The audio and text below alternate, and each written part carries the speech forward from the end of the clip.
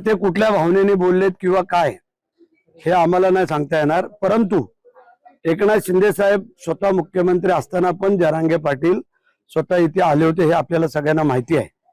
आणि जरांगे पाटील हा स्वतंत्र विचाराचा माणूस आहे की त्यांना फक्त समाज एक समाज, वैयक्तिक स्वार्थ त्याचा काही नाही आहे जरांगे पाटलांचा।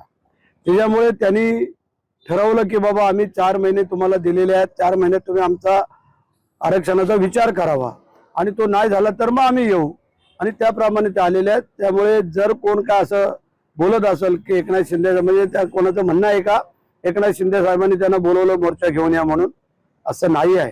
चुकीचा कोणी असा विचार करू पण नाहीये आणि शिंदे साहेब चुकीचा विचार कधी करणार पण नाही आहेत। कारण त्यांनी सांगितलं की बाबा आमच्या काळामध्ये जे काय 10% आरक्षण दिलं त्याच्या अगोदर मुख्यमंत्र्यांनी मागच्या वेळेला केलं, हे मराठा समाजाच्या हितासाठी केलेलं आहे। परंतु जे काय मागण्या आहेत त्या योग्य आणि रास्त मागण्या पूर्ण व्हाव्यात हा एकच हेतू जरांगे पाटलांचा आहे आणि तो शासन त्याचा विचार करतोय। त्यामुळे इतर कोणी काय वेगळा विचार करून महायुतीमध्ये जे काय मिठाचा खडा टाकण्याचा प्रयत्न करत असतील तर ते बरोबर नाही।